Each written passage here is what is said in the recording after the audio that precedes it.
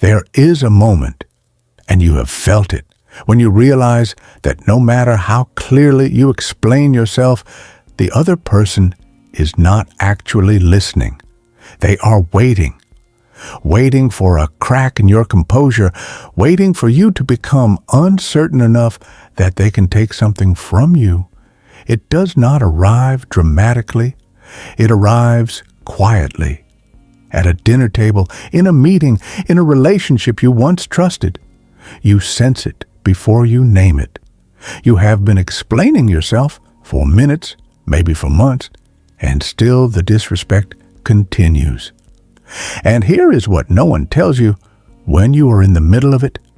The explaining is not helping. In fact, the explaining is the problem. When someone repeatedly dismisses you, minimizes you, or ignores your boundaries, do you believe they simply do not understand? That if you could find the right words, they would finally see you? Here is a more uncomfortable truth. Most disrespect is not confusion. It is information. People test what you will tolerate. Through small transgressions, a boundary pushed slightly, a promise quietly unmade, a feeling gently invalidated. Each one gauges your response, and your response teaches them something definitive about you. Epictetus wrote that it is not things that disturb us, but our judgments about things. Applied here, it is not the disrespect that diminishes you. It is what you do in response, the frantic explaining, the anxious justifying, that teaches those around you that your self-worth requires their endorsement. And once they know that, you have handed them something you cannot reclaim through words alone. Why do we explain ourselves so much? On the surface, it seems reasonable, but if you sit with yourself honestly, you will often find that the explaining is not about communication. It is about control. Specifically, it is an attempt to manage how another person perceives you.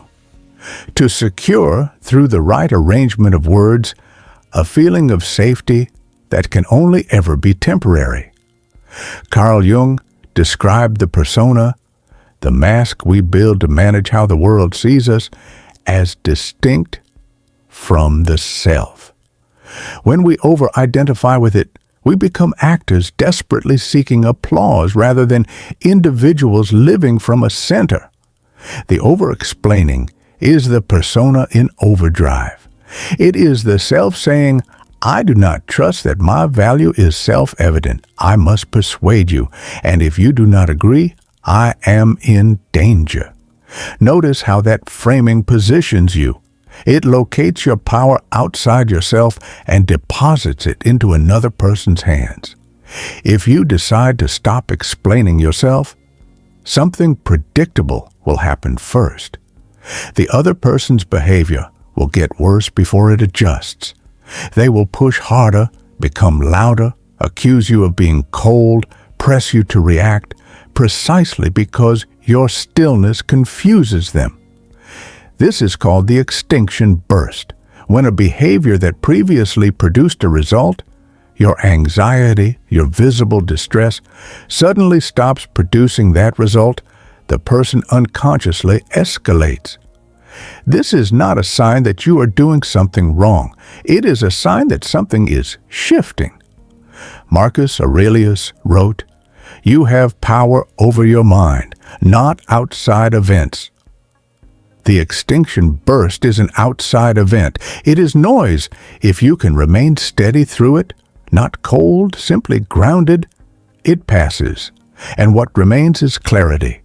But you must know it is coming, because if you do not, you will interpret the escalation as evidence that your silence was a mistake and rush back to explaining, which only confirms that the pressure worked. When did you learn to distrust your own perception? For most people, it happened early, in environments where your feelings were consistently overridden. You felt hurt and were told you were too sensitive. You noticed something real and were told you were imagining it. Over time, you began to need confirmation that what you were experiencing was real before you trusted it. Internal validation is the practice of rebuilding that trust, not assuming you are always right, but allowing your experience to be real to you before it has been approved by someone else. Epictetus told his students that the only thing truly our own is the use of our impressions, our capacity to engage with the world through our own faculty of judgment. When you outsource that to others, you have surrendered the one thing the Stoics considered inviolable. You do not owe your inner life to anyone who has not demonstrated the capacity to hold it with care. The power that returns when you stop explaining yourself is precise. It is the restoration of your capacity to choose freely from your own center how you engage with the world. The end of the condition in which another person's opinion determines your internal state. Seneca wrote, "Reclaim yourself, not dramatically, through the deliberate reallocation of your attention toward what is actually worth your care." And something quietly shifts in your social environment when this happens. People can tell the difference between someone speaking from need and someone speaking from clarity. The latter carries a weight the former never can. Your silence begins to mean something.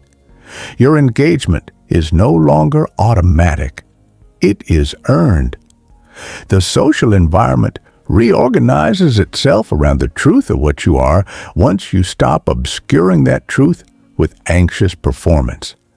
Dignity is not a destination.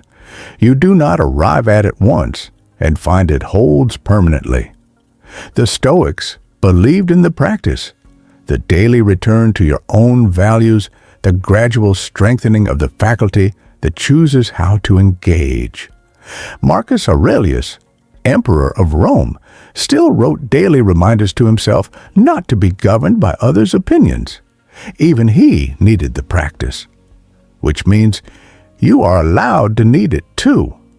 The moment you stop explaining yourself to people who were never confused, the moment you allow your self-respect to be its own argument, something quiets.